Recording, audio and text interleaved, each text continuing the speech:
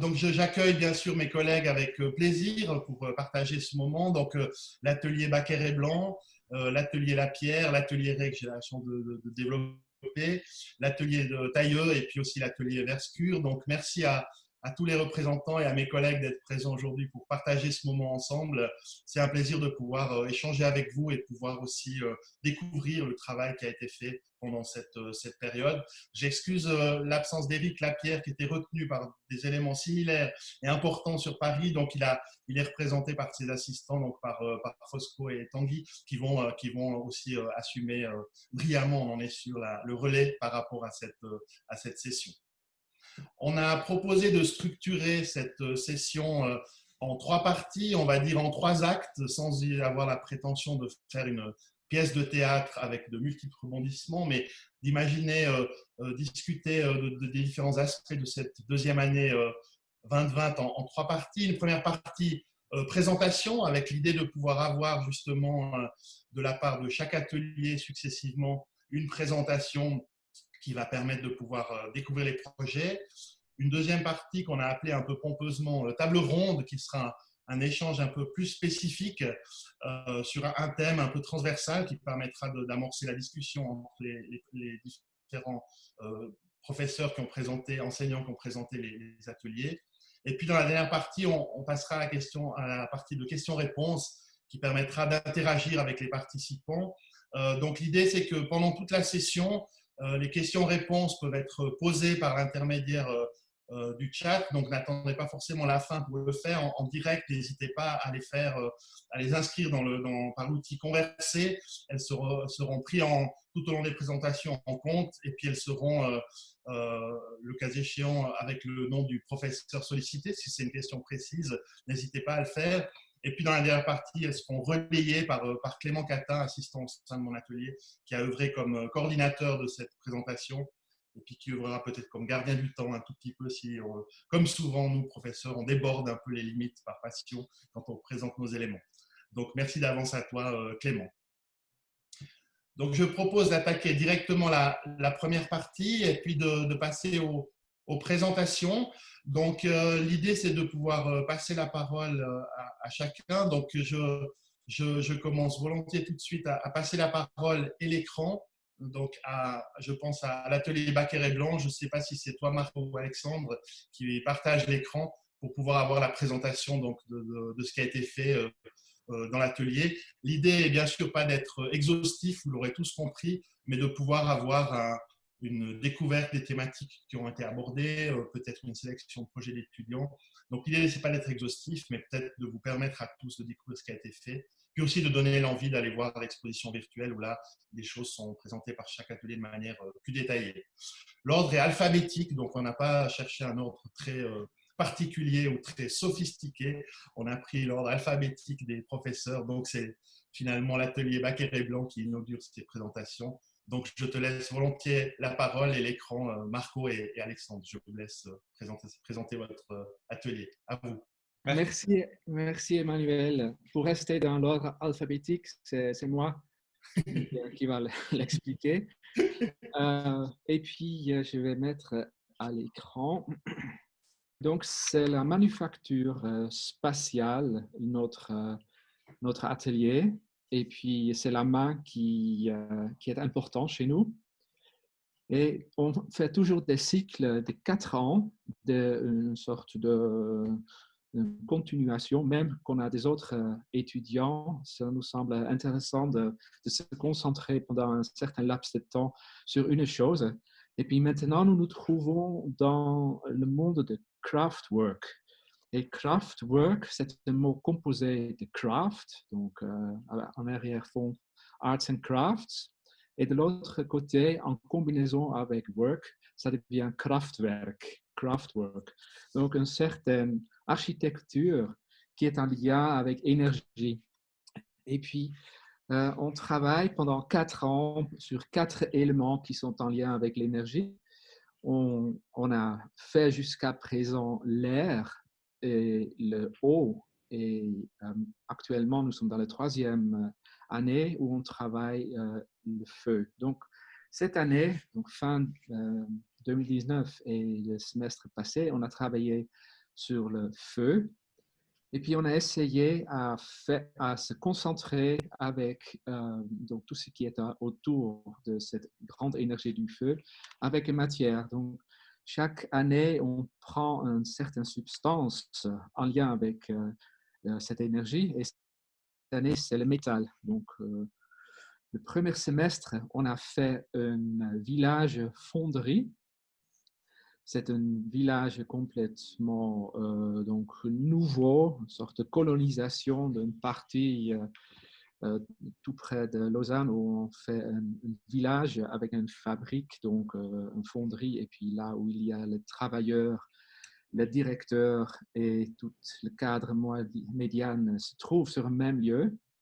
Et puis ça, c'était le travail, une sorte de travail urbain. On fait souvent à grande échelle pour le premier semestre. Et puis le deuxième semestre, on continue avec le même métal et avec la même énergie, avec le feu. Et puis, on est allé plus en profondeur dans qu'est-ce que ça veut dire le feu en soi et qu'est-ce que ça veut dire le métal en soi. Donc, on a pensé faire un exercice pour les étudiants à faire une chapelle en métal dédiée à Lucifer. Et donc, Lucifer, il y a des connotations très diverses. Des fois, c'est quelque chose qui est en lien avec l'enfer, qui est intéressant en soi, mais à la base, c'est une figure qui est en lien avec la lumière. Et c'est surtout ça, ce que nous avons, où on a un certain intérêt. Donc, c'est quelque chose qui allume. Et cet aspect nous a intéressés.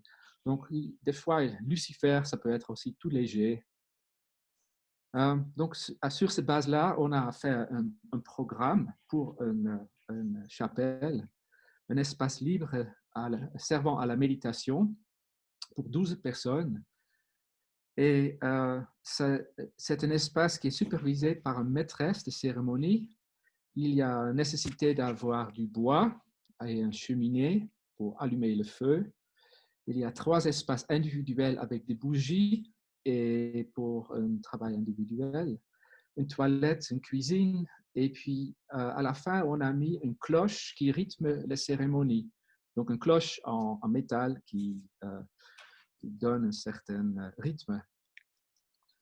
Et la méthode de travail, c'est donc ce que j'ai mis ici, c'est donc ce qu'on a attendu avant toute cette misère de Corona. Nous sommes très en lien avec un moment où la sensualité, la substance même dont on travaille avec, est très présent à travers les 2 semestres et surtout dans le deuxième semestre. Donc, à faire des mock-ups, à travailler le métal, à frapper, à couler, à rifter, à percer et tout ça pour sentir la peine à faire un travail sur une substance. Ça, c'est de un côté pour pouvoir donc être tout près de contact et de sentir de la chaleur et la froideur de la même matière. Et puis ça, c'est une sorte de partie que tout d'un coup, ce n'était pas possible de travailler avec les étudiants. Donc, on a laissé à côté ce travail à fabriquer une cloche. Et puis, on s'est dit, au lieu de faire un travail sur la cloche, on doit s'intéresser à la communication plus profonde. Donc, on a demandé à tous les étudiants à faire un vidéo de leur travail. Donc, il y a d'un côté une sorte de vidéo qui doit éclairer le projet et de l'autre côté, il y a aussi un rendu qu'on a toujours fait pendant les dernières années en drap. Donc, dans les années précédentes, c'était une sorte de grand tissu où les étudiants ont eu la liberté complète à fixer, à monter, à tisser, à broder leur projet sur ce drap qui a toujours eu un format constant. Et puis maintenant, on a donc un drap digital d'un côté et de l'autre côté, on a donc laissé faire une vidéo. Et je pense que pour montrer ce qu'ils ont fait, donc le travail où ils ont dû installer leur chapelle, c'est sur le Grand Pont à Lausanne. C'est ce grand pont qui ponte le Flon, où il y a actuellement il y a une partie encore visible et une partie souterraine, où il y a encore les différentes arches avec le Flon qui coule tout en bas. Et puis, ce pont-là, c'est un lieu très public. Là, il fallait donc trouver une certaine articulation, faire un lieu public pour trouver un espace qui est le plus intime pensable et où on peut faire méditation. Donc, c'est un travail qui est surtout spatialement lié à trouver les articulations justes. Et ça, c'est un plan du site actuel. Et bien sûr, il y a un début et une fin de ce pont et un point le plus profond. Et tout ça, ça donne un certain contexte pour choisir qu'est-ce que je prends comme lieu d'intervention. Donc ça, il y a ici, donc le résultat, ce sont des draps qui sont 1 mètre 30, je crois, vers à peu près 2 mètres. Et puis là-dessus, il fallait donc choisir qu'est-ce que je mets pour que le projet, l'envie est claire. Et peut-être c'est le mieux que je vous montre une vidéo qui l'explique beaucoup mieux que moi. Notre projet s'étend sur la longueur du Grand Pont de Lausanne. Yes. Parfait. Il est conçu comme une marche méditative traversant l'ancienne vallée du Flon. Il réinterprète sa topographie d'origine et remet en lumière les vieilles arches du pont encore enfouies sous terre. Il tend au respect de la structure et de la forme du pont d'origine. Le premier accès se fait sous la première arche du Grand Pont lorsqu'on vient depuis Bel-Air et le second au niveau du tablier du côté Saint-François. Un étroit escalier du côté de la place centrale emmène le passant vers de généreux espaces souterrains. Au cœur de la traversée, 5 arches sont excavées pour accueillir le programme. Le projet se veut donc peu intrusif au niveau du contexte urbain existant et crée des espaces généreux en souterrain. 3 arches placées au même niveau abritent les chapelles individuelles. On y médite seul à l'abri des regards. Un petit feu nous fait face et l'on peut se laisser emporter par son crépitement.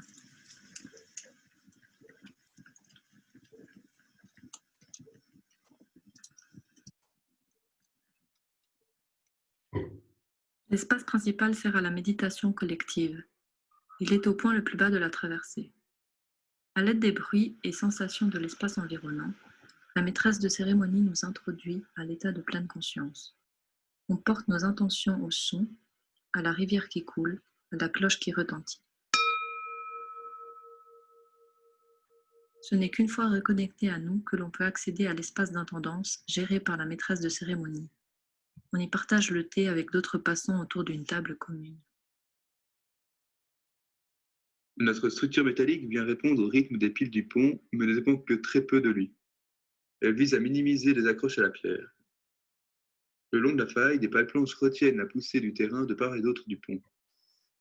Donc, c'est ça à peu près. Bon, c'est le meilleur qu'on montre, hein. Ce n'est pas du tout tous comme ça, mais ça donne quand même une idée là où on a essayé le but qu'il y a une sorte d'élément supplémentaire à travers le visuel. Donc là, on voit à travers l'auditif et puis la présence de la lumière et le feu qu'il y a une envie d'être plus enrobé dans la manière d'apercevoir les espaces.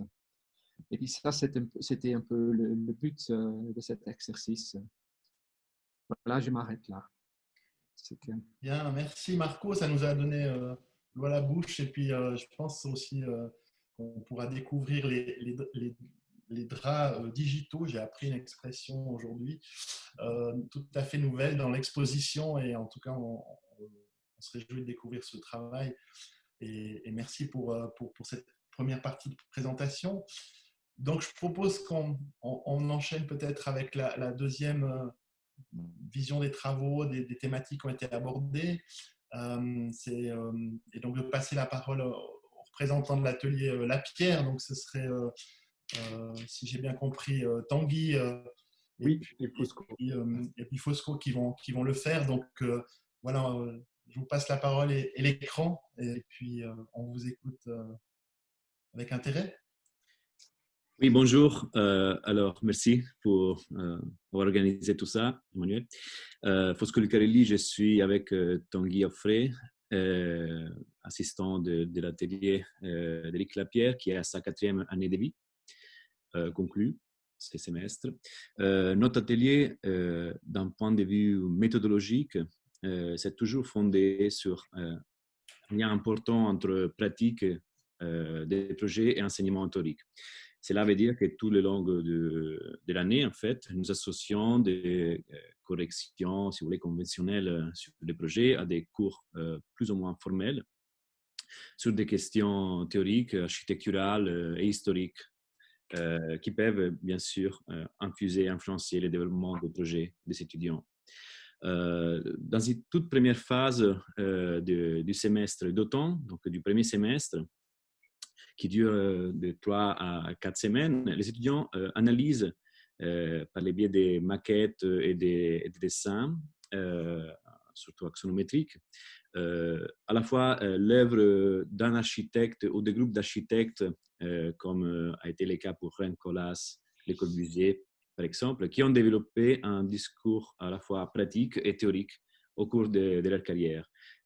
Cette année, nous avions un peu changé le programme et nous avions analysé une série d'architectures de la ville de Berlin que malheureusement nous n'avons pas pu visiter pour des raisons que vous connaissez tous. Ces œuvres, généralement, donc à la fois l'œuvre d'un corpus d'une carrière d'un architecte ou d'une ville, analysées par les biais dans notre lexique interne, on appelle structures sous-jacentes, qui peuvent être à la fois des grilles, des trames, des points, des lignes parallèles, des lignes concentriques, par exemple. Ça, c'est un peu l'optique depuis laquelle nous voyons les corpus que nous laissons analyser aux étudiants.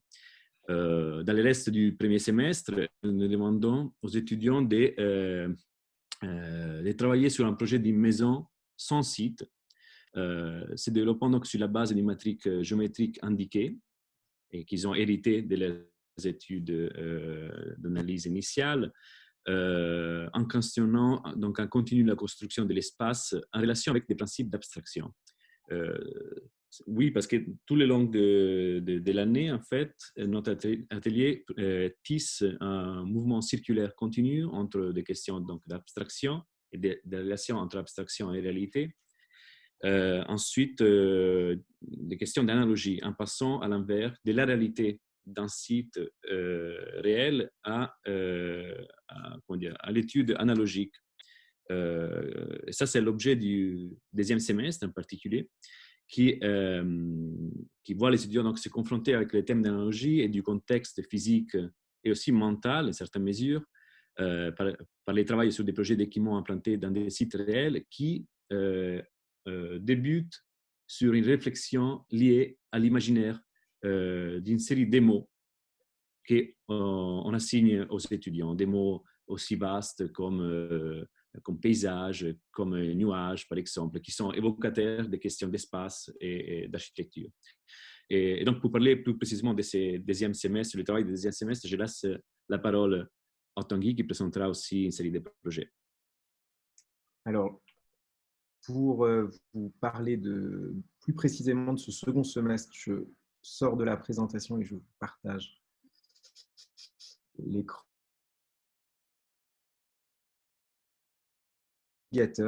Puisque c'est une des réponses que l'on a trouvées à cette situation particulière. À la fin, c'était de présenter les travaux sous la forme d'un site internet donc auquel vous pouvez accéder aussi à l'adresse imagedumonde.studio.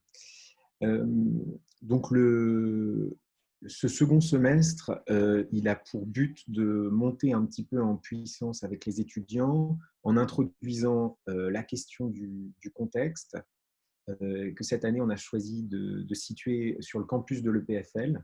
L'objectif pour nous, c'était d'avoir un contexte proche pour les étudiants, dont ils sont familiers, et qui leur permette de vite en comprendre les contraintes, le fonctionnement, mais en même temps pour se concentrer essentiellement sur le développement de leur bâtiment qui, comme vous l'a expliqué Fosco, repose sur une analogie. C'est-à-dire que c'est le point de départ du semestre. On donne aux étudiants un mot et à partir de là, des recherches de référence, des recherches d'images, d'imaginaire les aident à déterminer comment ils vont investir cette analogie. Parfois, ça peut être par la structure, parfois, ça peut être par la matérialité, et à calibrer un petit peu si leur rapport analogique va être très littéral, dans une traduction quasiment directe, ou alors si au contraire la traduction analogique va s'éloigner du mot et que ce rapport analogique au mot va rester comme une sorte de matrice invisible qui guidera le développement du projet. Le projet ensuite, à une certaine phase, quand il commence à trouver sa traduction formelle et un site qui présente des enjeux, on propose aux étudiants d'introduire la question du programme. Donc le programme n'est pas prédéfini, mais il arrive par la suite. Et donc certains étudiants choisissent des programmes qui correspondent à des bâtiments de très grande ampleur, parfois à des tout petits bâtiments. Et une fois que le programme est choisi, c'est un nouveau cycle qui s'ouvre dans le projet, puisque au-delà de travailler simplement le rapport analogique, on va aussi pouvoir regarder l'interaction précise entre ce rapport conceptuel du bâtiment et son fonctionnement précis. Puisqu'on essaye toujours de rappeler aux étudiants que s'ils doivent tenir d'un côté la question théorique et le rapport imaginaire au projet, le bâtiment à la fin doit être un bâtiment bien réel qui va répondre à toutes sortes de contraintes, de circulation, de fonctionnement tout à fait prosaïques. Et du coup, l'intérêt du projet, c'est aussi de voir comment les étudiants sont capables de tenir un petit peu ces deux points et de progresser au cours du semestre.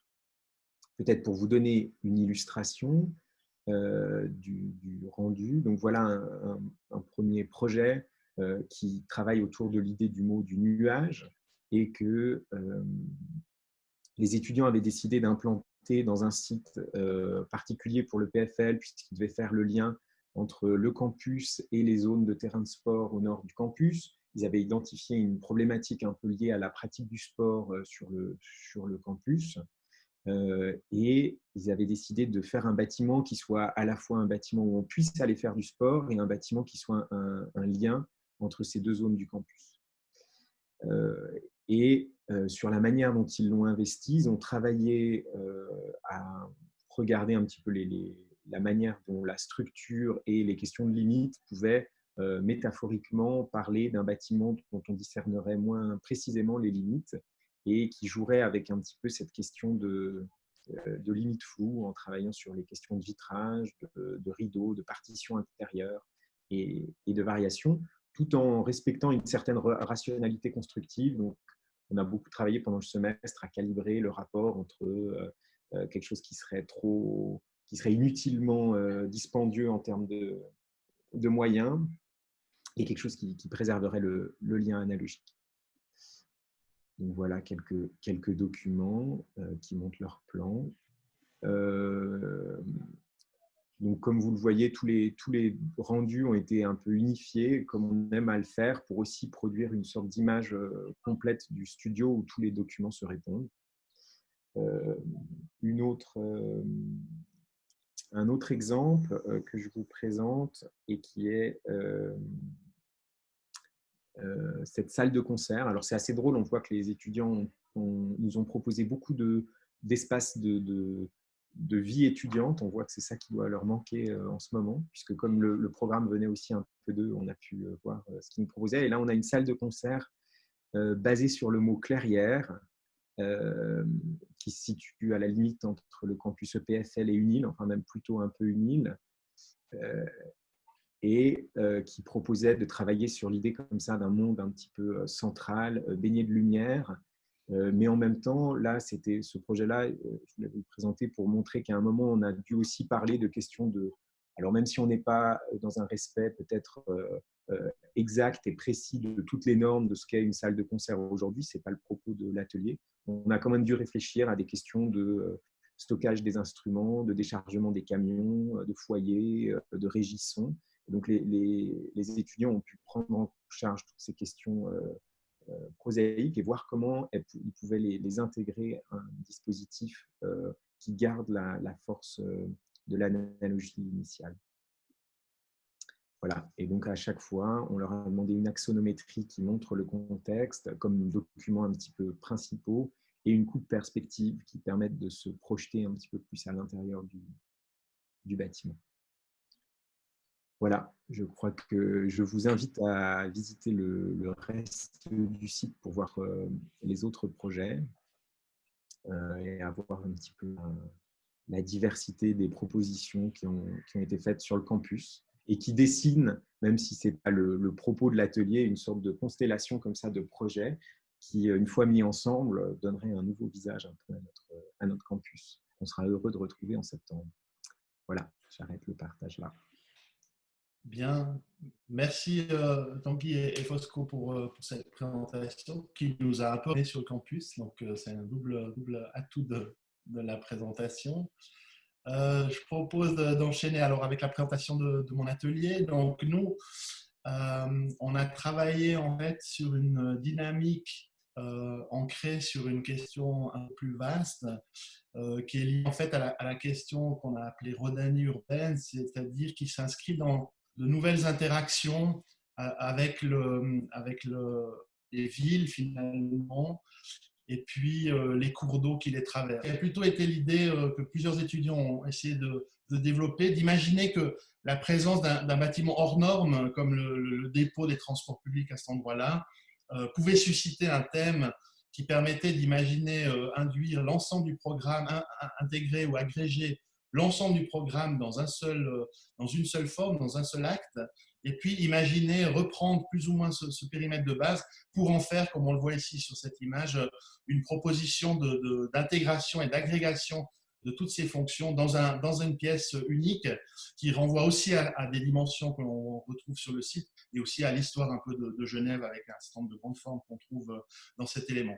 Donc la génération de cette grande forme a permis aux étudiants d'expérimenter toute une série de conditions. Peut-être dans le projet qu'on présente, on le voit sur le plan, le travail a été fait d'imaginer comment générer une grande forme qui soit à la fois ce geste fort qui vient s'intégrer sur le site, qui intègre toute une série d'éléments liés à la vie du site, et puis simultanément de pouvoir trouver la manière de le décomposer en termes d'échelle pour parvenir à la fois à gérer cette immense proposition, si on peut dire, puis en même temps une hyper-domesticité des différents espaces qui le constituent.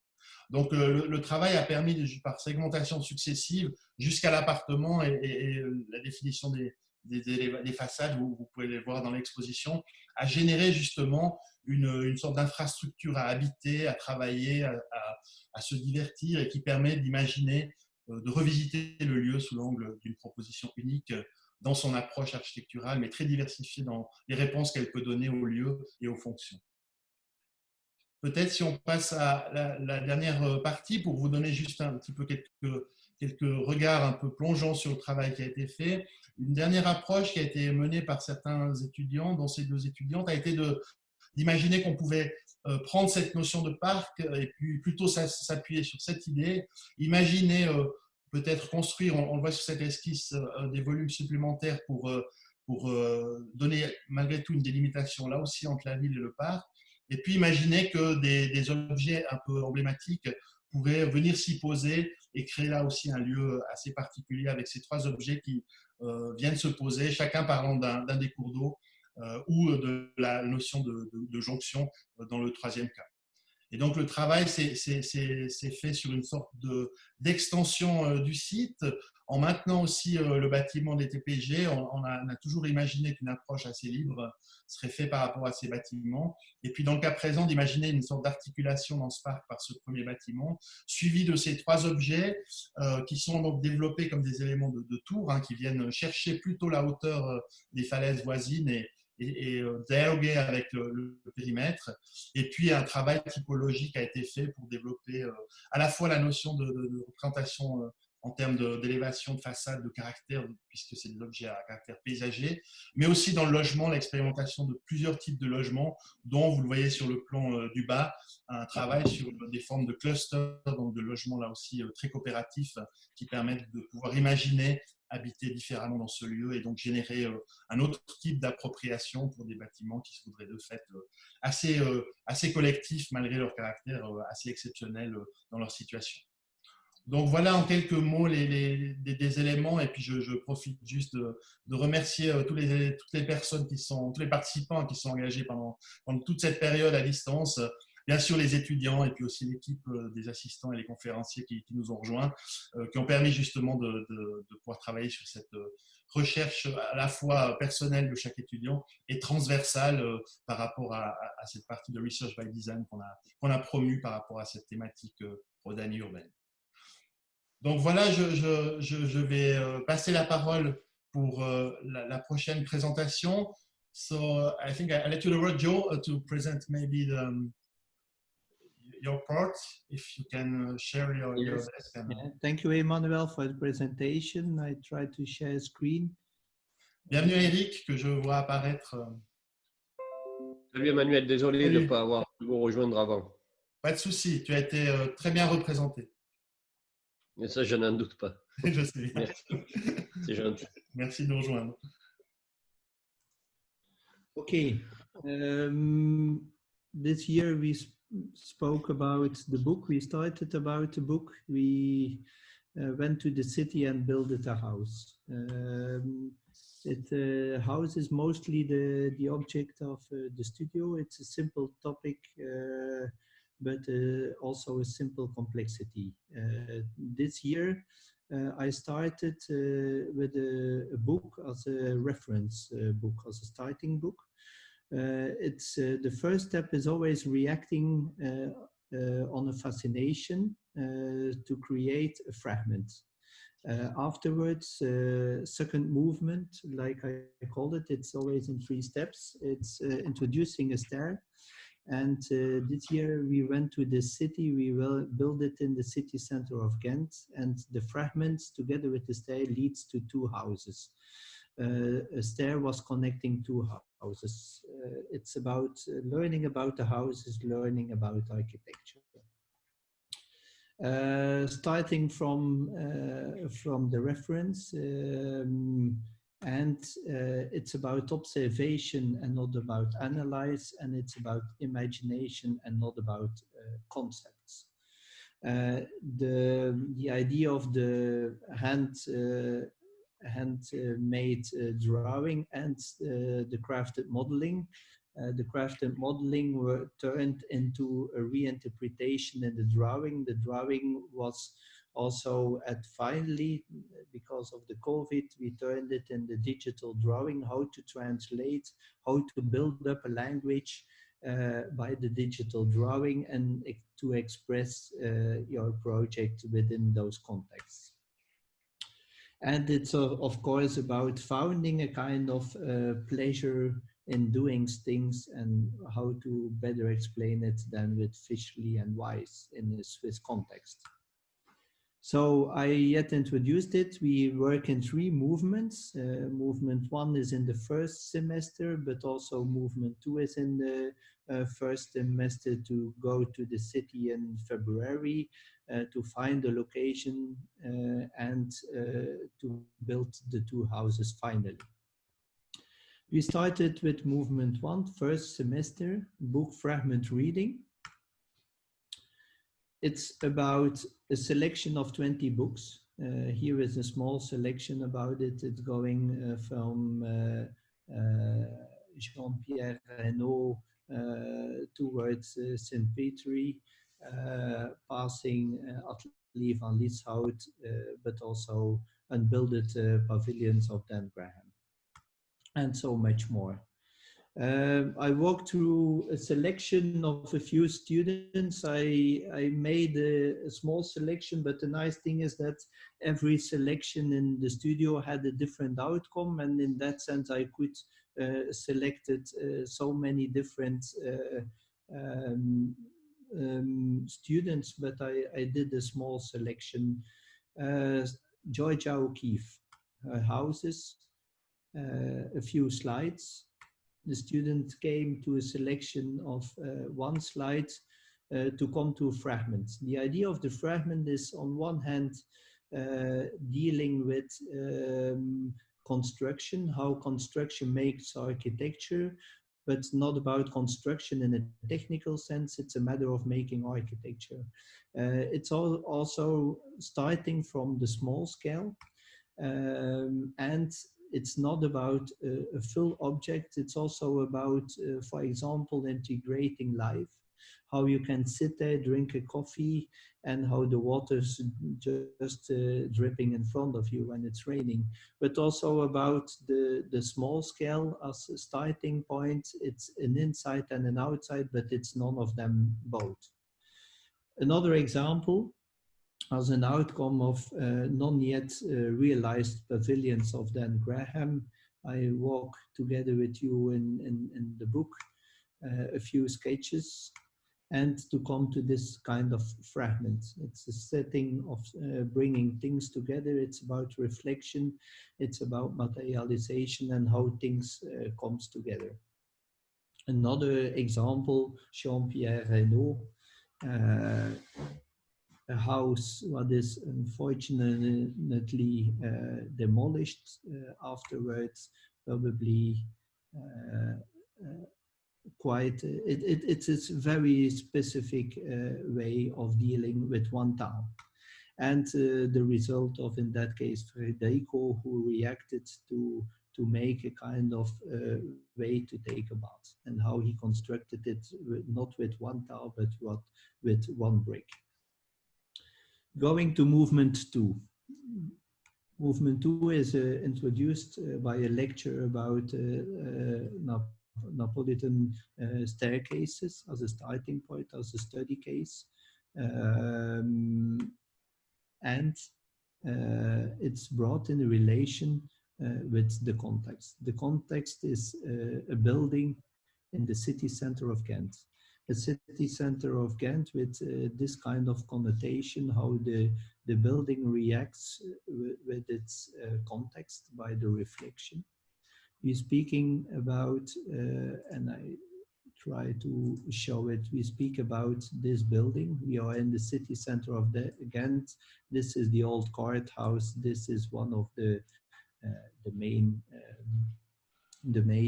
squares in the city center, and this is the bridge to the opera built by Office Gijs de Heers and David van Seven. To just connotate, this is a church around it, and we will walk around the building to give you a kind of view of the building. A major plan of the building, it's an office building. It's a building built by the city.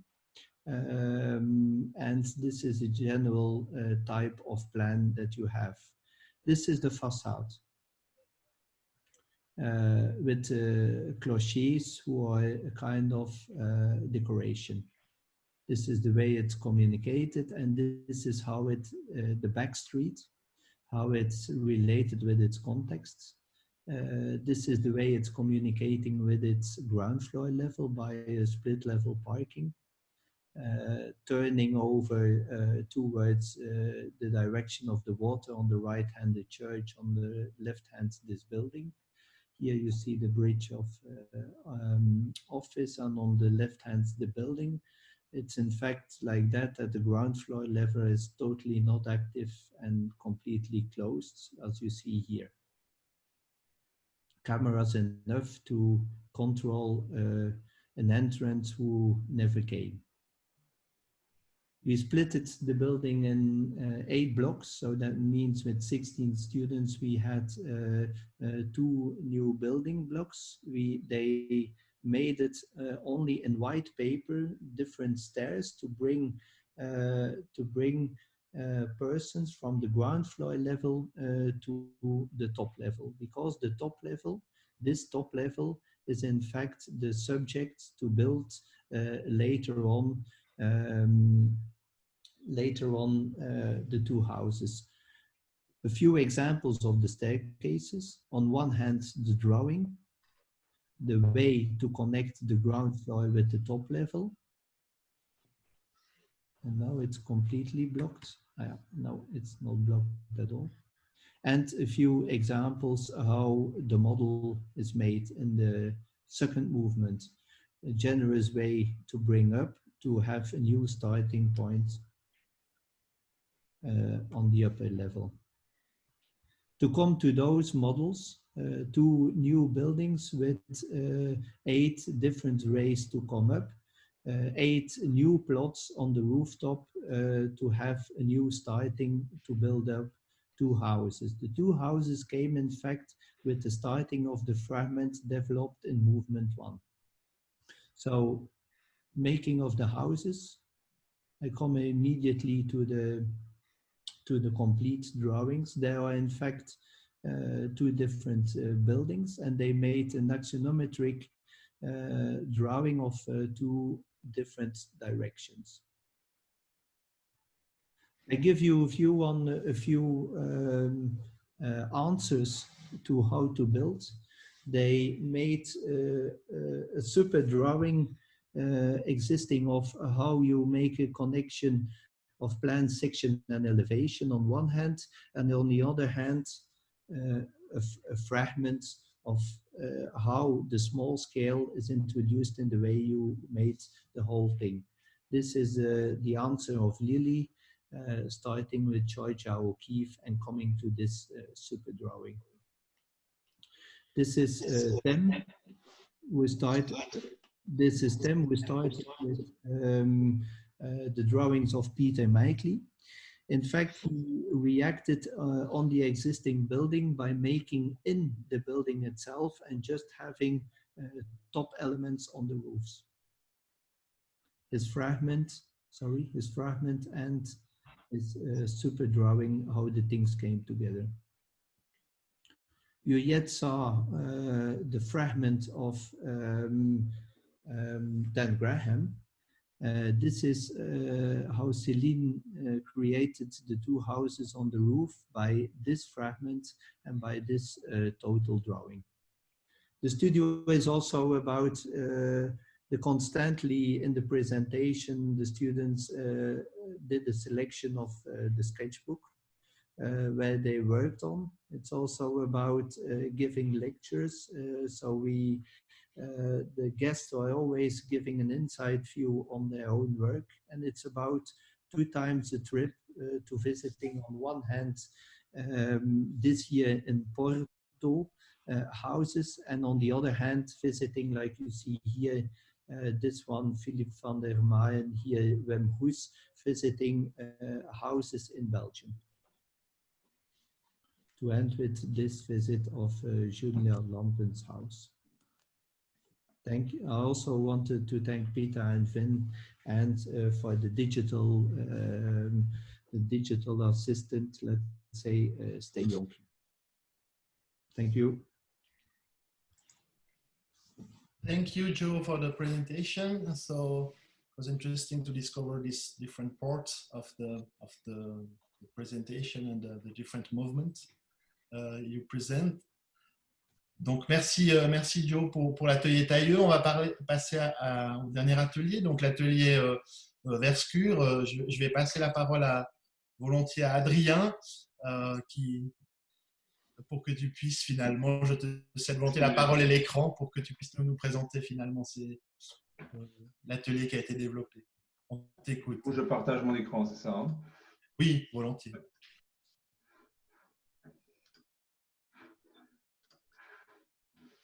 Vous voyez mon écran là? C'est tout bon, ouais. Ouais, c'est tout bon. Du coup, voilà, on présentait en quelques slides, sur un peu moins de slides que Yo. L'idée un peu du semestre est plutôt de remettre en perspective en fait la proposition qu'on a faite en début d'année aux étudiants. Peut-être qu'une des choses principales qu'on a essayé de faire, c'est de se dire que pour pouvoir faire de l'architecture et la comprendre, il fallait d'abord opérer un déplacement assez fondamental pour redécouvrir finalement des actes assez simple qu'on fait en tant qu'architecte. Et le déplacement qu'on a proposé cette année aux étudiants, c'est d'envisager l'architecture sous le spectre de la question énergétique. Alors, on sait tous qu'elle est très, très active aujourd'hui, et de savoir aujourd'hui, pour essayer de comprendre si ce champ de l'énergie, et a priori plutôt de l'énergie de travailler avec les éléments naturels, donc de l'énergie durable, entre guillemets, pouvait être active pour faire du projet, faire de l'architecture et faire surtout de l'espace. Donc, on a appelé le sujet de l'atelier qui traverse donc l'ensemble de l'année Performative Objects. Et dans ce titre-là, c'était évidemment la question de savoir si, au-delà de la question performantielle avec laquelle on travaille en tant qu'architecte, qui nous est souvent imposée par toute une série de normes et de restrictions, s'il y avait moyen de transformer cette question-là dans une dimension architecturale et spatiale. Donc, la première chose qu'on a proposée aux étudiants donc, au premier semestre, c'était de pouvoir partir d'une série d'exemples qui ont été puisés en dehors du champ architectural, comme on le voit ici, qui sont plutôt des objets prototypiques qui sont actuellement en recherche un peu partout dans le monde pour essayer de créer des formes d'énergie alternatives à ce qu'on a l'habitude de voir. On voit ici une intervention au Brésil pour essayer de transformer l'énergie de la mer en énergie électrique. Et donc, la première partie du studio, c'était une partie finalement assez académique de redessin de ces références et surtout de compréhension en fait à la fois technique, mais aussi énergétique, savoir comment est-ce que ça fonctionne, quels sont les territoires que ces objets très ponctuels engagent, quelles sont les sources d'énergie, quelles sont les capacités de stockage, de sorte à pouvoir comprendre un programme plus large que l'objet en tant que tel. On voit ici d'autres exemples qui sont par ailleurs assez beaux en tant que tels, ils sont assez stimulants formellement. Donc ça fait l'objet, je dirais, d'une façon un peu plus classique d'une discussion avec les étudiants sur la façon de représenter les choses, la façon de les dessiner à travers des très beaux dessins qu'on a présentés donc, à la fin du premier semestre. Cette première partie, en fait, d'analyse d'objets et de compréhension, on va dire, de l'énergie en tant que porte d'entrée principale des dispositifs qu'on a pu voir, a donné lieu déjà à une première forme de spéculation où on a demandé aux étudiants, vers les objets étudiés, de commencer à faire des projets en rejoignant les objets et des territoires qui forcément convoquaient finalement la source énergétique première de leur objet. Je ne vais pas commenter tous les projets, mais on voit ici que ce qui nous semblait intéressant et qu'on voyait peut-être dans d'autres studios aussi, c'est qu'on part d'une donnée qui est relativement simple, c'est un objet programmatique, contextuel, et qu'on demande aux étudiants de commencer à créer une première narrative, une première narration à travers la rencontre entre ces objets et un territoire beaucoup plus large. Ce qui a donné lieu aussi à une série de dessins que je ne vais pas commenter, mais on voit ici des transformations, ou en tout cas des opérations qui sont liées à la fois à la recherche descriptive qui avait été faite sur les objets qu'on a pu voir, et puis une première formulation au regard d'un territoire. On a eu droit à des très belles maquettes aussi, plutôt grandes maquettes, qui parlaient de ces deux conditions, l'implantation des objets sur leur territoire et puis la condition d'objet en tant que tel. Je dirais que ce qui nous intéressait dans cette première partie et ce qu'on a continué à faire sur la seconde partie, c'est de travailler, comme on le voit ici, sur un degré de précision et donc du coup un degré de compréhension de l'architecture de façon très pragmatique et très précise, et puis en même temps de croiser ça avec une dimension beaucoup plus large, celle des phénomènes énergétiques, comme ici le vent et la température, et un territoire beaucoup plus large.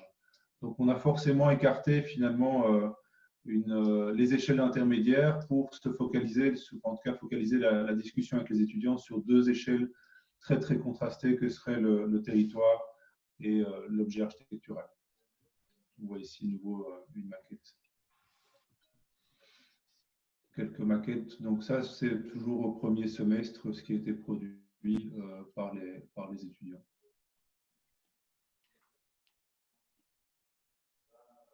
Ensuite, la deuxième partie du semestre, c'est un peu l'exercice inverse, c'est-à-dire qu'on leur a proposé une série de territoires et on leur a demandé de créer une forme de narration à travers le projet qu'ils mettaient en place sur base de ces territoires. Ici, on voit l'image qui était un peu l'image inaugurale du second semestre, qui montre une image qu'on connaît tous, celle de Venise.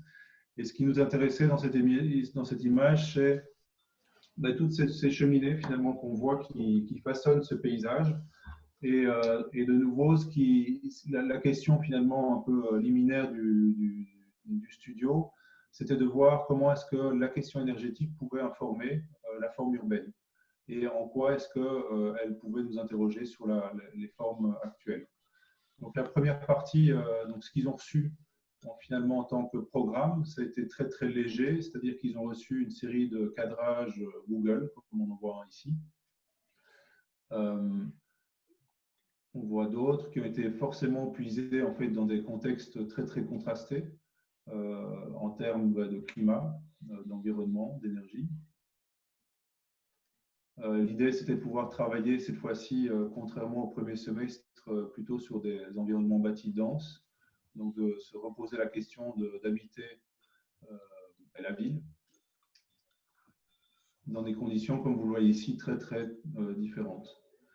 Et donc la seconde partie, c'était du studio, c'était d'élaborer un scénario dont le programme serait à nouveau la question de l'énergie.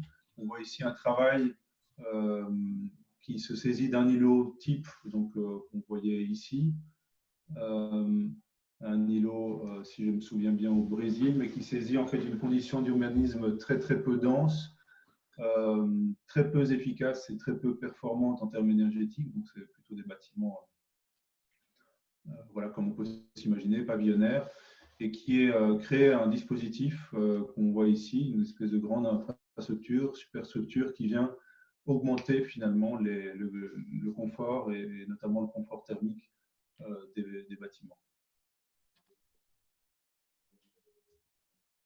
Donc pour nous, ce qui était aussi important, c'est que le projet, il est prétexte à rencontrer de la connaissance de temps en temps assez technique, assez climatique, mais aussi la connaissance territoriale, puisque chacun des cadrages que vous voyez ici, donc on voit un autre projet, a fait l'objet d'une discussion à la fois sur les composantes, ce qu'on a appelé un petit peu l'anatomie urbaine, donc de comprendre en fait de quoi est fait la ville dans laquelle on s'implante, et puis aussi d'une description plus large des phénomènes, ce qu'on appelle les phénomènes qui sont liés à notamment l'énergie du vent, du soleil, des questions de géothermie, des questions forcément d'ensoleillement, et en quoi est-ce que finalement ces dimensions-là permettent d'informer les projets des étudiants. On voit ici un projet à Reykjavik qui se saisit à la fois de l'énergie géothermique comme proposition de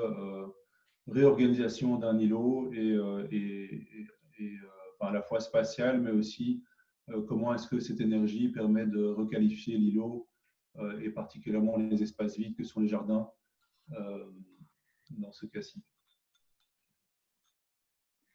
Donc on a eu malheureusement, et peut-être qu'on en discutera tout à l'heure, un peu c'est la tristesse de ne pas pouvoir continuer de travailler en maquette. Pour nous, c'était très très important en fait de faire en sorte que les étudiants puissent s'engager en fait à fabriquer aussi un peu à l'image de ces premiers prototypes qu'on voyait au début, mais vraiment de s'engager physiquement à travers la maquette. Malheureusement, ça c'est un des aléas de ce qui nous arrive, c'est de ne plus pouvoir ramener cette dimension-là. Donc, on a essayé de pallier cette carence avec d'autres médiums. On voit ici une image 3D d'un autre travail qui s'attache ici à Venise à travailler plutôt sur un système de refroidissement de l'îlot à travers ces grandes pergolas solaires qui fonctionnaient donc à la fois en tant que système de rafraîchissement, évidemment captation de l'eau et puis réflexion des énergies solaires. Voilà, je vous remercie. Merci beaucoup, Adrien, pour la présentation. Ça a permis de finalement passer en revue les différents ateliers et puis de prendre conscience, je pense pour nous tous, de la richesse finalement des éléments qui ont été développés par chacun, de leur diversité et puis aussi de la résilience, si on peut dire, qu'on sent en sous-jacence par rapport à cette période pour trouver des adaptations, des moyens. Et peut-être c'est une partie de la discussion qu'on peut initier maintenant pour peut-être poursuivre la discussion par rapport à ces différentes présentations. L'idée était peut-être d'ouvrir une forme de table ronde. Le mot est peut-être un peu pompeux et la table est peut-être pas vraiment ronde, mais quelque part de pouvoir échanger entre nous sur des éléments un peu transversaux. Finalement, on voit que chaque atelier a une ligne, une perception, une appropriation des thématiques qui lui est vraiment très propre. Et ça, je pense, c'est une richesse de notre école et de la deuxième année en particulier, et qui permet aussi de pouvoir, avec ça, parcourir un spectre d'éléments de connaissances et de développement projectuel assez impressionnant quand même, et très intéressant sous cet angle. Et donc, l'idée était de se dire, si on doit prendre un thème pour amorcer cette discussion entre nous, quel pourrait-il être? Alors, le premier thème qui survient, c'est la crise. Je pense que tout le monde l'entend de manière assez claire et assez abondamment. Et on s'est dit que c'était peut-être une approche un peu basique et qu'il y aurait un intérêt à dépasser un peu cette situation très singulière dans laquelle on est plongé, qui certes bouleverse certains codes, on l'a bien perçu, mais quelque part, elle a aussi induit une sorte, en tout cas ça a été ma perception, je pense qu'elle est partagée, une sorte de nouvelle logique de distanciation, alors que finalement, en tant qu'architecte, on aime aussi beaucoup la proximité, proximité pour le travail, proximité dans la manière de développer un certain nombre d'éléments aussi de manière artisanale, si je peux le dire ainsi, et puis aussi la proximité des lieux sur lesquels on réfléchit, des sujets sur lesquels on se positionne. Et tout d'un coup, cet élément qui a induit ou renforcé encore plus certains aspects de l'ordre de la digitalisation, de la virtualité, nous a confrontés à pas mal d'éléments qu'on a un peu adaptés en direct, sans pouvoir, parfois en urgence, mais qui, à mon sens, posent un peu une question sur revisiter la notion de contexte au sens large du terme pour la pratique de notre pensée, la pratique de notre élément. Donc, l'idée était de se dire autour de cette notion, quelle est la place du contexte dans votre approche du projet architectural? Contexte vraiment pris au sens large, c'est-à-dire spatial, physique, culturel, bien sûr, éminemment culturel pour notre profession, historique, climatique, comme on a pu le voir à l'instant, et puis plus largement aussi le contexte actuel. Comment ces éléments ont un peu fédéré de nouvelles réflexions, laissé peut-être émerger aussi un renforcement d'idées qu'on avait pu imaginer comme fondamentale auparavant. Et peut-être pour lancer un peu cette discussion sur cette notion du rapport entre le contexte et le projet, j'aurais peut-être une première discussion, je me permets d'enchaîner avec Adrien, puisque c'est toi qui avais la parole avant. Pour lancer les choses, je me disais, tu as parlé d'un élément assez important, tu as dit s'engager physiquement par rapport à la maquette. Et effectivement, c'est quelque chose qui, dans notre cas, était assez bouleversant et on a vraiment essayé d'adapter les choses par la virtualité pour y répondre.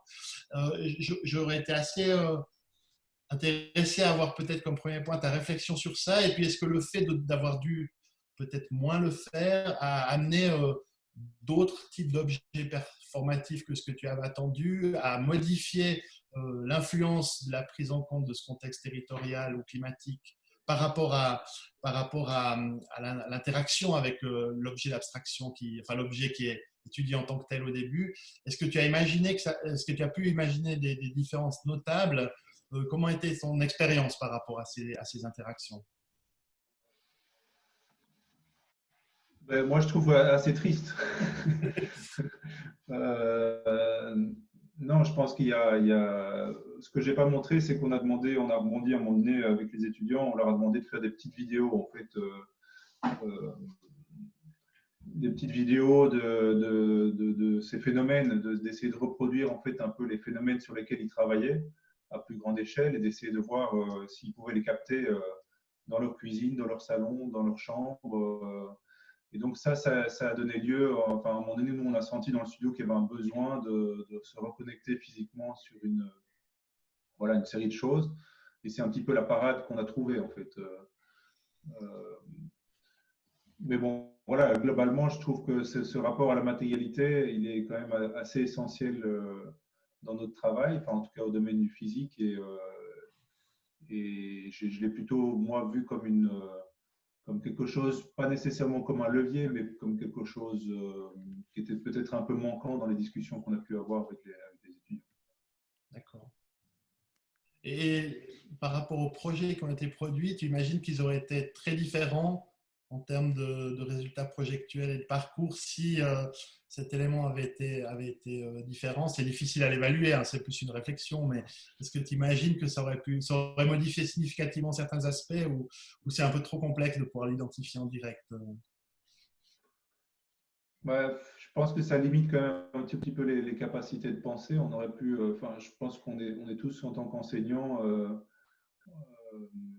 ben, à proposer des choses et puis à ne pas savoir réellement les choses qu'on aura en retour. Je pense que c'est peut-être pour ça aussi qu'on enseigne.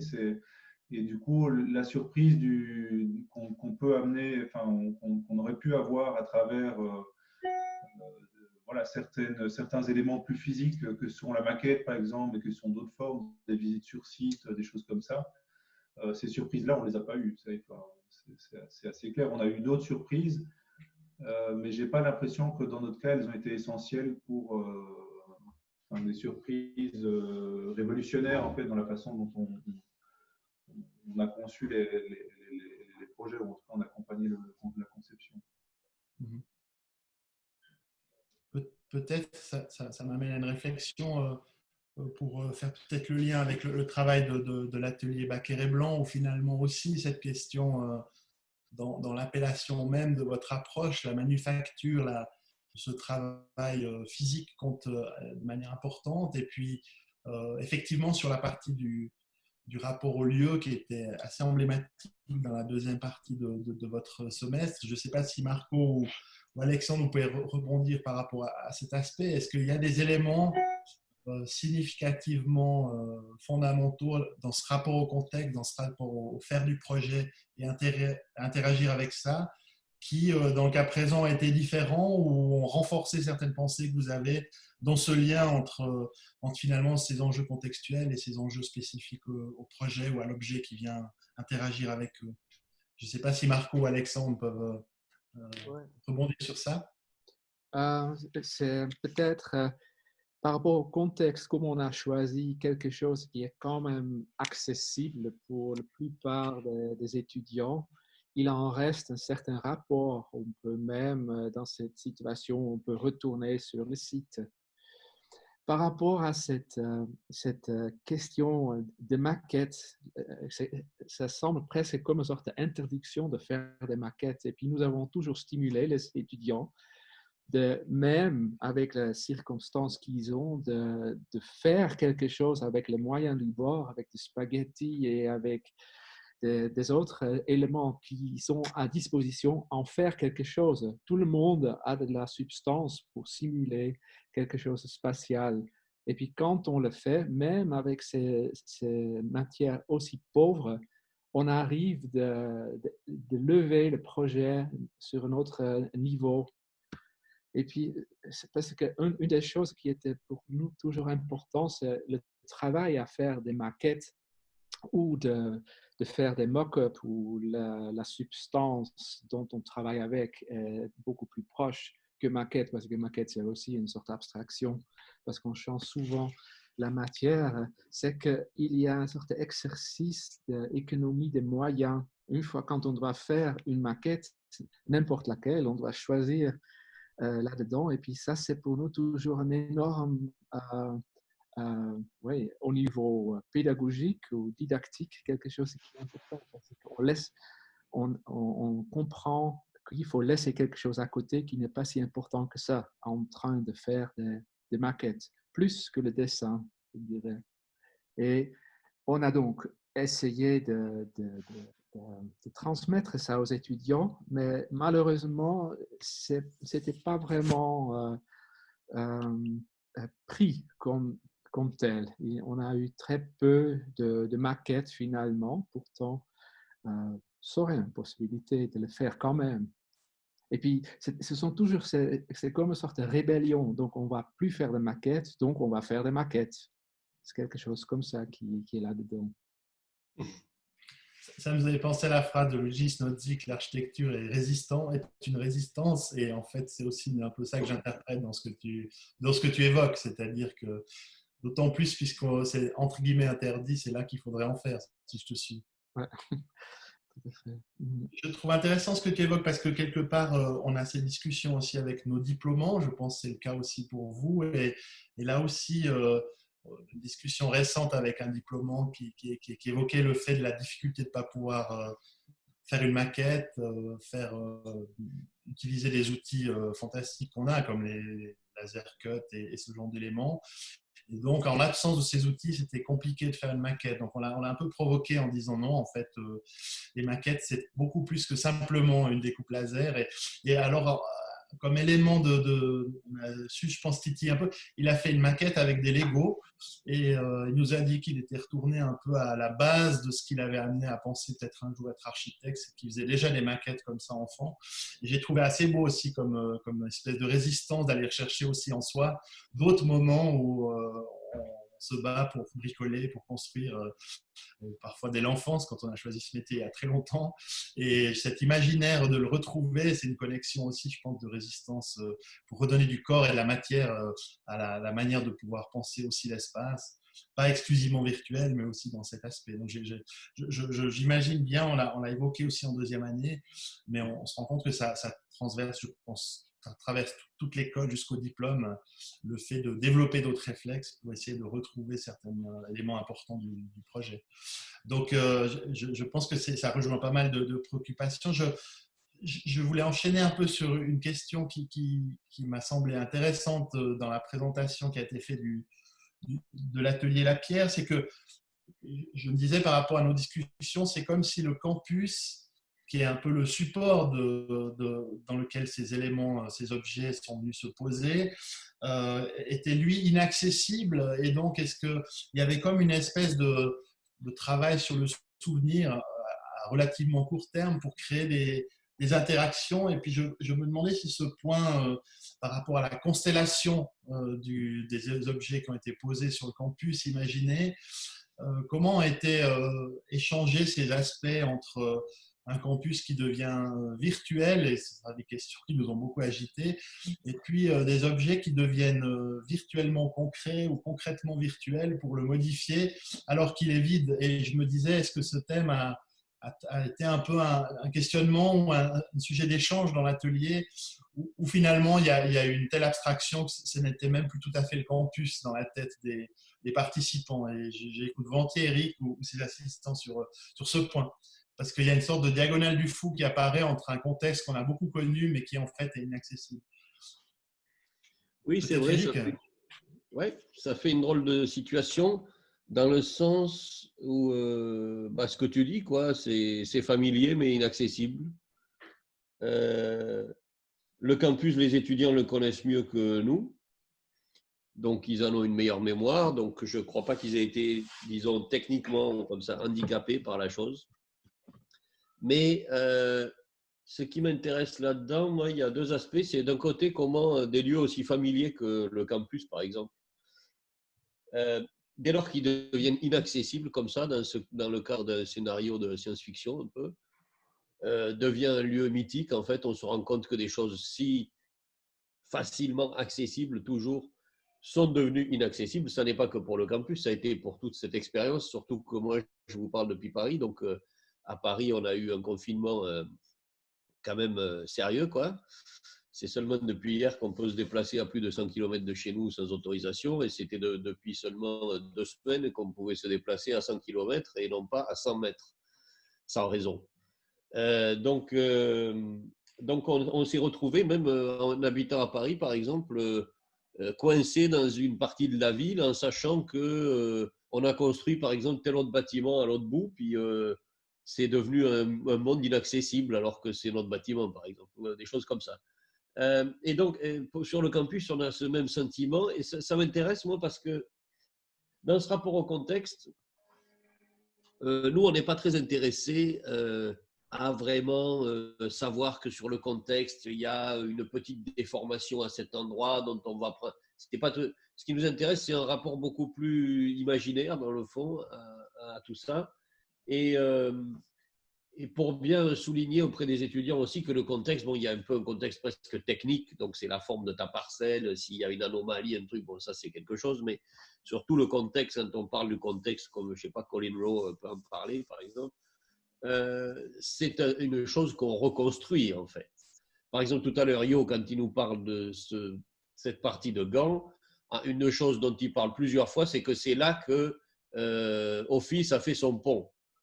Alors, mais son pont, en termes de quantité, c'est tout petit. On pourrait dire que par rapport à ce grand bâtiment et à toute la partie de la ville, on s'en fout en fait de ce pont, quoi.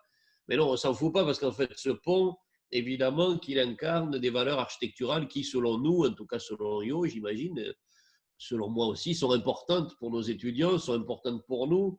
Et par conséquent, même si c'est un petit objet, évidemment que pour nous, il rayonne plus fort. C'est comme quand on voit les cartes du monde dessinées par des enfants à Cuba, par exemple, où Cuba est plus grand que les États-Unis, par exemple, parce que dans l'imaginaire, c'est comme ça. Et puis c'est normal, notre maison, elle est plus grande que le monde, hein, parce que le monde, on n'y va pas tous les jours, et la maison, surtout en ce moment, c'est notre monde. Donc, le contexte, du coup, c'est une recréation imaginaire qu'on fait à partir de choses qu'on prélève dans un site physique et qu'on prélève aussi dans carrément un site immatériel qui est la discipline elle-même, les références. On a, excusez-moi, je suis désolé, Alexandre et Marco, j'ai pas pu assister à votre présentation et Emmanuel seulement une partie de la tienne, mais a priori, beaucoup de gens utilisent les références à l'école.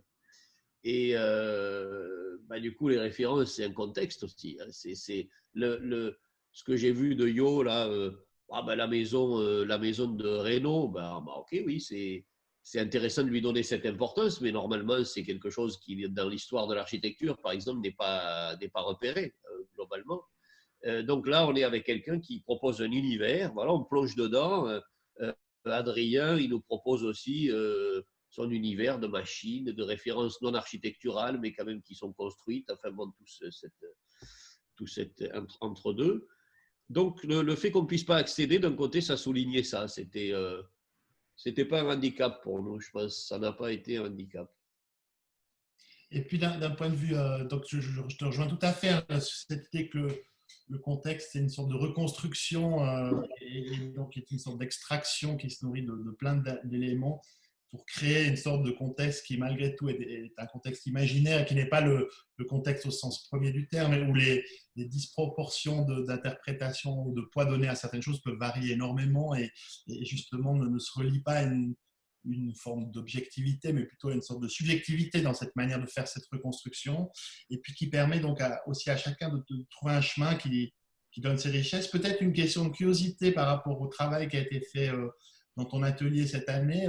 Est-ce que tu imagines que les projets des étudiants ont été très différents s'ils avaient pu accéder au campus usuellement? Est-ce que ça aurait parasité d'un côté cet accès à cette forme d'imaginaire, ou à l'inverse, ça aurait peut-être nourri de surprise, hein, c'est le mot qu'a utilisé Adrien avant, pour essayer de voir dans quelle mesure parfois le contexte tout à coup très réel nous parle quand même et revient réagréger différemment cette construction de notre imaginaire.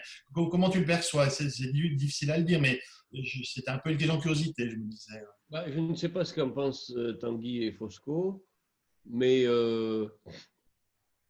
non, j'ai le sentiment que ça n'a pas changé grand-chose en fait. D'autant plus que, encore une fois, c'est un peu particulier parce qu'on parle d'un contexte que de toute façon, ils connaissent par cœur quand même. C'est pas comme si on avait pris un contexte, même, je sais pas, à Vevey ou proche ou même à Lausanne en ville, et que peut-être ils connaîtraient moins bien. Parce que là, c'est quand même l'endroit dans lequel ils vivent depuis 2 ans. Donc, même si j'imagine qu'ils ne l'arpentent pas non plus en tous sens, en permanence, parce qu'on connaît aussi chacun, surtout certains endroits du campus, je pense. Pardon ? Et dans l'atelier, par définition, il y a une sorte de surreprésentation dans l'imaginaire d'une partie du campus, sans doute. Oui. Bien sûr, voilà, c'est ça. Mais non, je n'ai pas le sentiment que ça aurait été très différent. Non, parce que parfois, par exemple, il a pu arriver aussi que, en fonction, dans la mesure où les projets existent pas mal par eux-mêmes, en fait, certains se sont déplacés sur le campus au cours du processus. Et il a pu arriver qu'on demande à des étudiants ou qu'on leur conseille ou qu'on définisse avec eux, disons, certains critères. Par exemple, il faudrait un site duquel on a une vue dominante, ou au contraire, il faudrait un site plus délimité, où il faut, tu vois, des trucs comme ça. Donc après, le projet, il peut un peu se promener aussi sur le. Donc, disons que du coup, le campus, c'est un peu un réservoir de situations spatiales aussi, plus que vraiment. Enfin, ça avant tout, en fait. Oui. Je vois très bien. Ouais. Maybe a question for you, Joe. When you work on this last part of the movement, how do you see maybe this relationship between the situation and the imagination you maybe had at the beginning, which we have sometimes, and it's every time different at the end, and that's part of what I like in teaching. We don't know exactly what will come at the end by the work with the students, but by you in this special situation.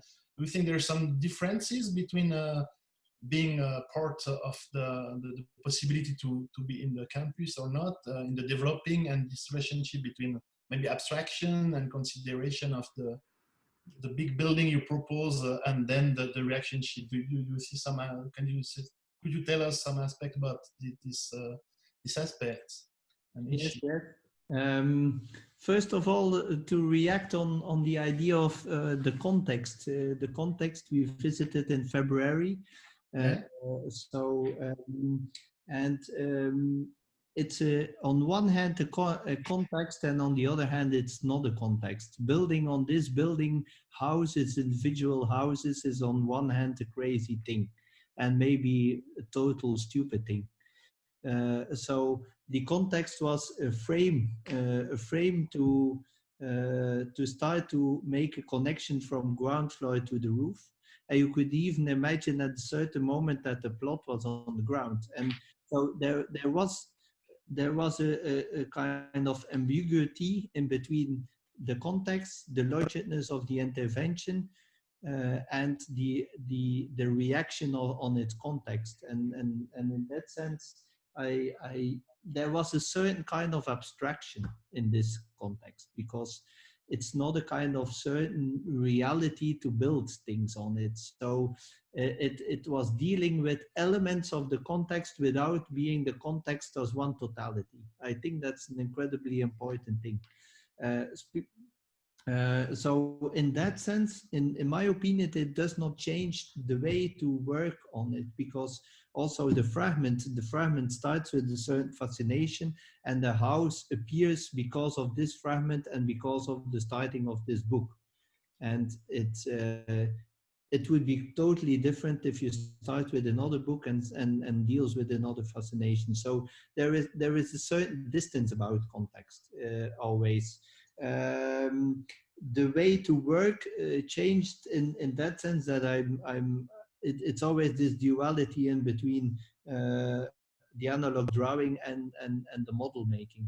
And in that sense, the model making is a fantastic tool to speak if you have to glue things, or the way you construct things is so much easier to talk about in the model making than in the drawing. What we saw in the final presentation was an enormous strange thing. Well, maybe not a strange thing, but for me, fascinating thing is that some sketches, the hand sketches, were explaining the whole project even better than the whole worked out drawings which were on the table. And I think so. For me, there was a kind of a nice relief that this kind of small croquis, this kind of small sketches, could even catch a whole project. And so what does not mean for me that the model making was not necessary, but yeah, it's a matter of turning the things. I believe we can complain about it, but it's also shifting. And they started to learn to develop, in my opinion, a language to learn to speak with the digital drawing, and that was quite first making the alphabet and then making a good text was quite a job. And that was fascinating. So anyway, it has its kind of benefits, in my opinion. Maybe to react to that, do you think you will change something next year about these considerations? Because when I hear you, it was a certain part to go more deeper or more precisely to essential of the idea of the concept in the project. And do you think it could be change something next year for you, or for example, in the work in the atelier? Well, every year there is changing things. Sure. But what you can maybe take it, you know. Yeah, regarding this aspect, yeah, probably it's even much, in my opinion, working on a communication tool. The way you communicate with the drawings, that you always don't have to explain anything. I think a drawing has to explain the things. I'm not the type of architect who is fascinated in the whole story behind it. I mean, that does not mean that an architecture has to be layered, of course, please. But working on the language to communicate is in my opinion was a nice thing to further think about how you deal with this universal. Universal is a little bit exaggerated, but how do you communicate? Because the nice thing is always that if you are sitting together if we all colleagues sitting together and we have to select 10 projects out of 100, I'm quite sure we select quite a lot of the same things in terms of quality. So to catch and also to learn students how they can bring the elements they wanted to talk in the drawing. I think that's something I wanted to further reflect on. Mm-hmm. Yeah, thank you. Yes, I think we are in the same line sometimes, to see that it was maybe interesting to see that with less modality of work, it is more important that they find a way to go to essential and to find this convergence and coherence without too much noise, we can say, around the precise conceptualisation of the design. So, peut-être ça m'amène à enchaîner sur cette question. On entend beaucoup de personnes dans toutes sortes de domaines qui évoquent énormément et rapidement le monde d'après. Pour ma part, je suis un peu dans l'expectative. Je n'ai pas vraiment de grande certitude et conviction précise sur ce que sera le monde d'après, mais est-ce que pour le studio d'après, il y a des éléments dans votre part qui sont un peu à chaud et intuitifs maintenant, où vous imaginez peut-être que tiens, cet aspect-là était très intéressant et on pourrait en faire quelque chose pour enrichir la démarche, en espérant pouvoir un jour revenir dans nos ateliers physiquement et sur le campus. Est-ce qu'il y a des éléments d'enrichissement très spécifiques qui vous sont apparus? Je sentais Adrien plutôt en disant oui, il a une forme plutôt de manque, mais est-ce que sur certains aspects, je pense qu'on a tous dû s'adapter à certains manques par rapport à certains réflexes, mais est-ce qu'il y en a d'autres à l'inverse qui pourraient se dire tiens, cet aspect était très intéressant, on va imaginer l'utiliser, l'enrichir et le réapproprier dans notre travail d'enseignant? Je ne sais pas, peut-être Marco, de ton côté, est-ce qu'il y a quelque chose qui, puisque finalement il y a une partie des éléments qui ont été abordés sous d'autres modalités pour vous, est-ce qu'il en ressort quelque chose en disant tiens, ça c'est une bonne idée, on va peut-être en faire quelque chose, ou c'est un peu tôt pour en faire l'analyse? Oui, donc Alexandre et moi, on a appris quelque chose, que de manière de communiquer avec les étudiants à travers le Zoom, c'est à la fois c'est pénible et à la fois c'est un bonheur. Il y a des moments où tu peux être un peu à distance, mais plutôt être là grâce à ce moyen. Et puis, on a aussi appris comment on peut être interactif avec cet outil. Et puis, je crois aussi Alexandre, il peut aussi, je crois, s'imaginer qu'on continue de temps en temps avec ce moyen de Zoom comme une sorte de critique intermédiaire qu'on peut faire, par exemple, avec le Zoom, malgré que le physique existe. Une autre chose que pour la représentation tridimensionnelle, on a donc suggéré à remplacer cette année ça beaucoup plus avec des axonométries comme une sorte d'exercice que avant dans notre atelier n'existait pas tellement. Et puis on a vu que aussi ça, c'est une sorte quelque chose qu'on a appris, que ça peut être intéressant pour poursuivre dans le futur. Donc. Et au niveau de la pratique de la profession, tu imagines qu'il y a un peu des éléments du même genre qui nourrissent la discipline dans sa pratique aussi, finalement, en dehors de l'école aussi, notre pratique a été assez fortement influencée. Tu vois des pistes un peu similaires sur cette possibilité de se voir peut-être moins physiquement, mais plus souvent, ou ce genre de choses, comment tu le perçois? Oui, on voit déjà au niveau des jugements de concours qui se font par Zoom. Actuellement, ça c'est aussi une sorte de fruit de cet exercice où tout le monde, partout dans le monde, peut participer à partager quelque chose.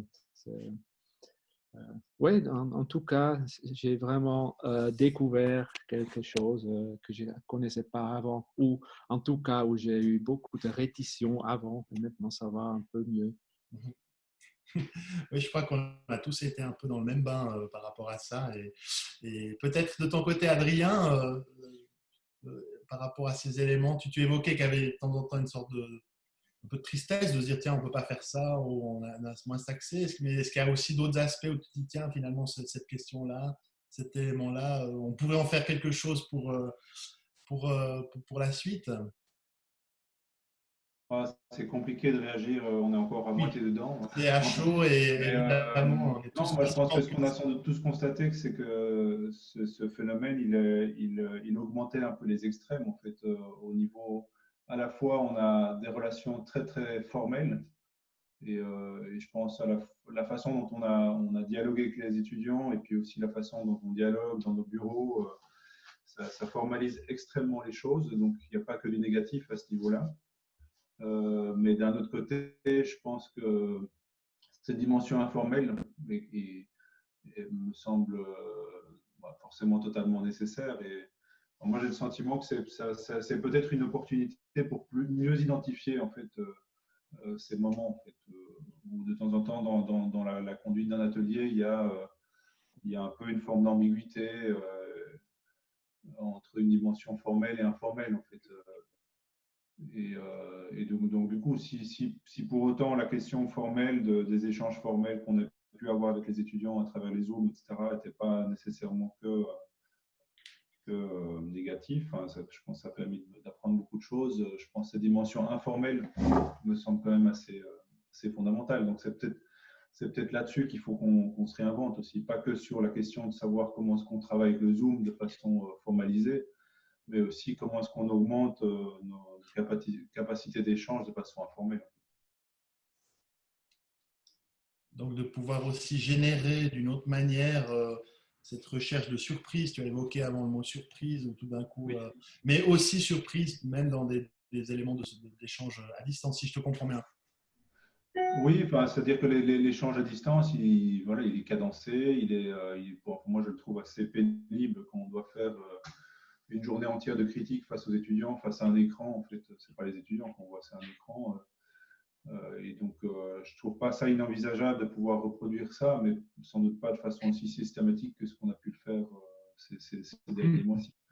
Ce qui m'a beaucoup manqué, et c'est pour ça qu'on parlait peut-être de la question de la maquette et du physique, en fait, c'est cette dimension, plus naturelle, plus informalisée, plus surprenante,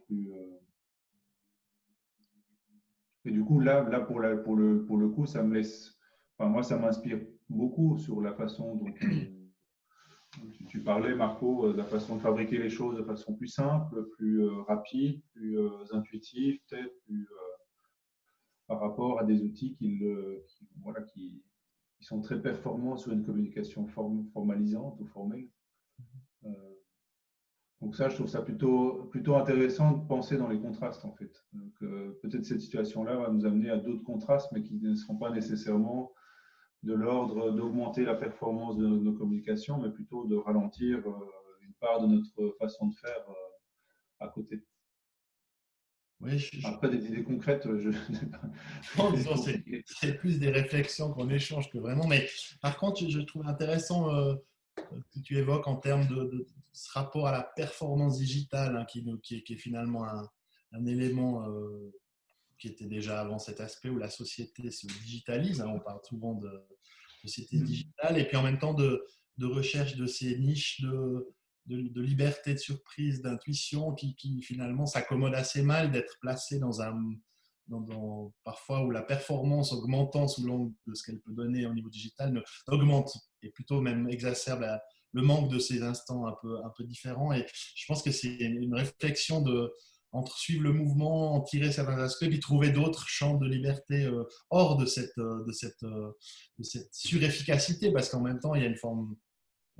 Moi, j'étais aussi assez impressionné de la manière dont on a tous pu s'adapter malgré tout, alors avec plein d'imperfections, mais on a quand même switché d'une semaine à l'autre à un mode de vie, à un mode complètement différent.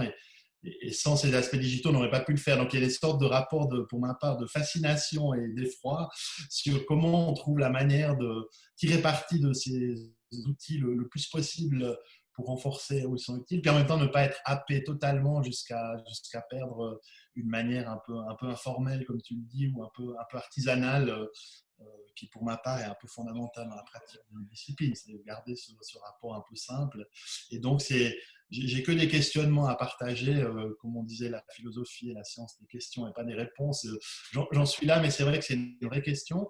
Et puis, je pense qu'elle dépasse clairement notre activité. Elle touche un peu presque toute la société. Je me permets peut-être d'enchaîner pour une question à toi, Eric. C'est que tu as peut-être en France connu un confinement un peu plus strict. C'est un euphémisme, je crois, sur certains angles que dans d'autres pays, qui est aussi un peu, à mon sens, dans la perception que j'en ai quand j'ai vécu à Paris, un peu en grand porte-à-faux par rapport aux réflexes culturels, comme je le perçois en tout cas pour ma part, de la culture française et méridionale qui est aussi la mienne. Et puis je me demandais, il y a beaucoup de théoriciens qui commentent, j'ai même vu des articles scientifiques déjà sur la ville d'après, en quoi l'architecture d'après, les bâtiments plexiglas, la mort de l'open space. Et donc les gens réagissent à chaud, et pour moi c'est un peu du bruit avec si peu de recul, mais de ton côté, par rapport à ce que tu imagines qu'il y aura une influence des stigmates au sens de cicatrices, ou alors à l'inverse peut-être des éléments qui pourraient influencer notre manière de concevoir les espaces significativement différents. On a une profession multiséculaire et puis tout d'un coup tout devrait changer dans le monde d'après. J'ai de grands doutes sur ces expressions, mais comment tu le vois toi par rapport à ça?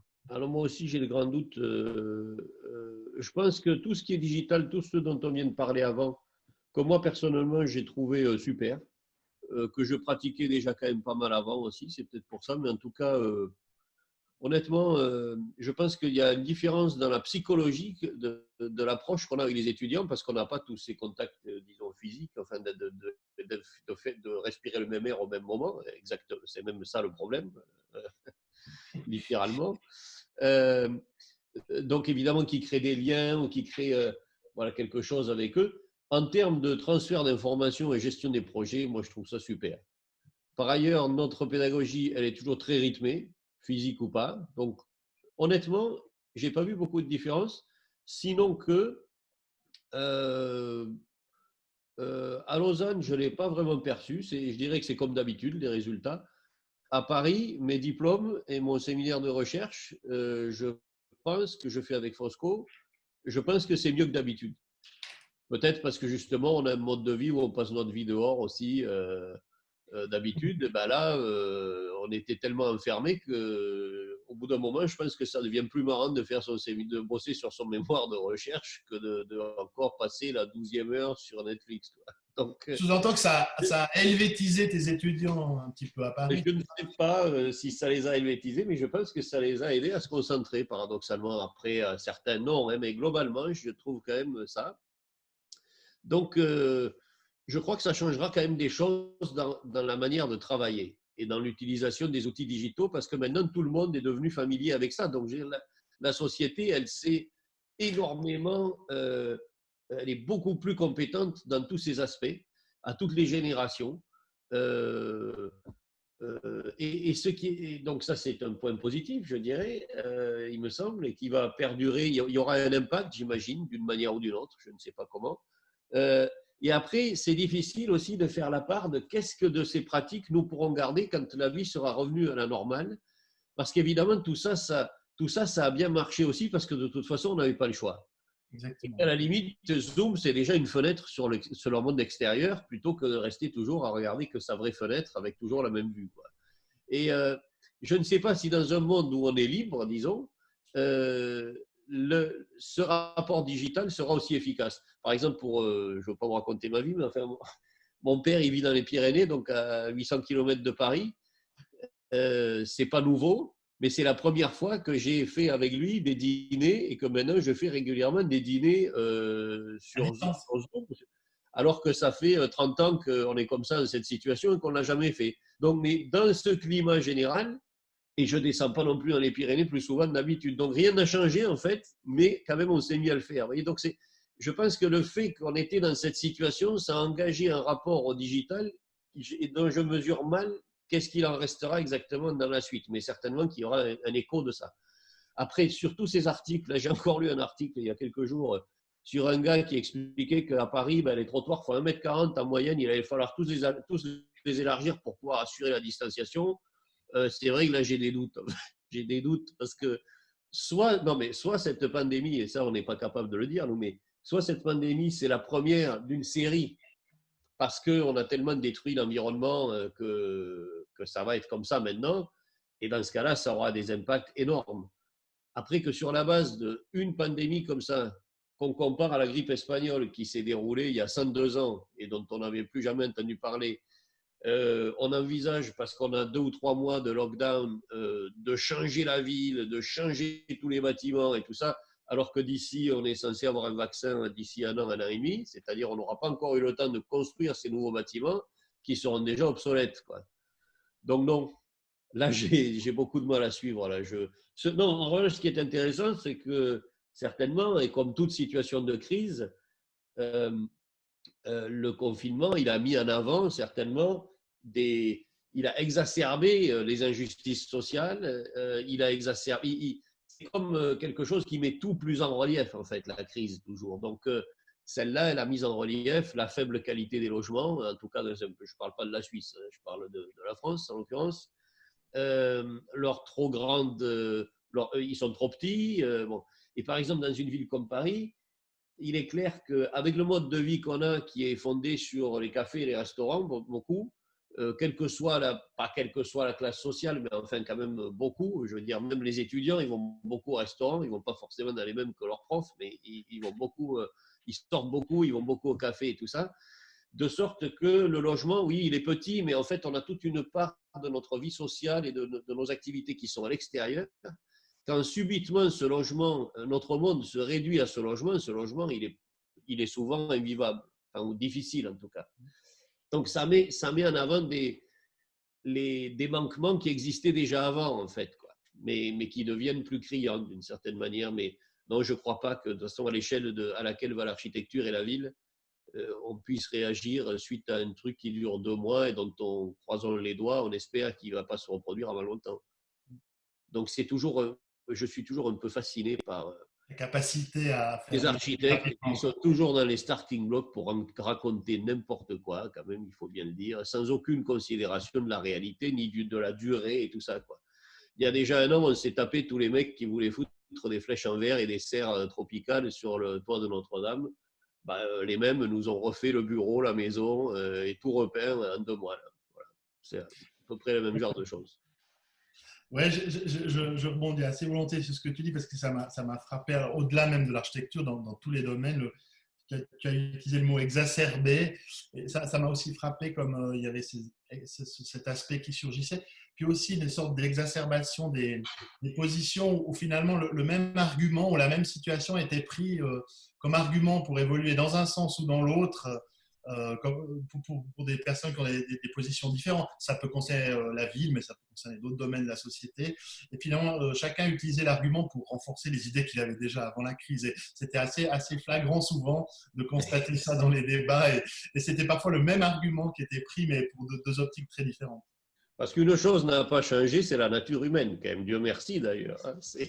Donc, évidemment, on trouve toujours plus intelligents les gens qui confirment nos préjugés et qui pensent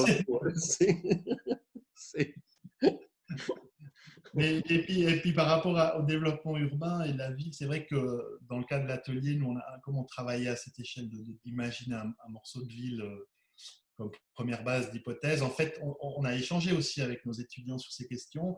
Mais beaucoup de valeurs qu'on imagine importantes dans une ville dense sont des valeurs en soi, hein, sur la qualité du logement proprement dit, de ses qualités spatiales, ses qualités d'usage et autres, et ses qualités aussi, on va dire, esthétiques, pour utiliser un grand mot. L'ensemble de ces éléments sont des valeurs qui ne me semblent pas tellement liées à la crise, mais qui sont les valeurs usuelles de notre discipline. Par contre, effectivement, les endroits où elles manquent cruellement sont sans doute ressortis encore plus dans cette phase. Et on ne parle pas d'autres univers que celui de l'Europe, dans d'autres endroits aussi dans le monde. Donc je pense que ça, pour ma part, ça n'a pas forcément modifié fondamentalement les choses, mais ça a sans doute mis en exergue des endroits encore plus problématiques et d'autres encore plus nécessaires. Après, je pense qu'il faut laisser parfois faire l'histoire en direct, c'est toujours assez compliqué. Donc effectivement, je pense qu'on pourra imaginer encore un peu avec curiosité de voir comment les choses évoluent, et je pense que, comme tu l'as évoqué, il y aura aussi sans doute quelques bêtises qui seront annonnées assez rapidement et qui seront oubliées peut-être autant, et l'histoire des villes par rapport à d'autres crises nous montre que parfois c'est le cas, mais parfois ce n'est pas le cas dans ces mutations. Le caractère un peu des cycles lents qu'on a dans la réalité de la construction d'une ville et des éléments, je pense qu'il va absorber certains aspects, mais effectivement, je pense qu'il est un peu trop tôt pour dire quoi que ce soit sur ça. Mais je vous encourage à lire beaucoup d'articles pour ceux qui sont passionnés par ça, et peut-être à tous nos étudiants de garder un immense regard critique sur tous ces éléments. Peut-être garder ces articles et puis de regarder-les dans 3 ans. Ce sera peut-être le moment où on pourra commencer à imaginer, avoir une vision un peu plus claire. Donc, je pense que c'est aussi un encouragement à tous nos étudiants qui nous suivent d'avoir toujours garder un regard critique par rapport à ces éléments. Donc voilà, merci à tous. Je vous souhaite une bonne fin de journée, un bel été. Je me réjouis de vous revoir, j'espère aussi sur le campus. Et puis encore merci à tous. À très bientôt. Au revoir. Merci. Merci Emmanuel. Au revoir, merci.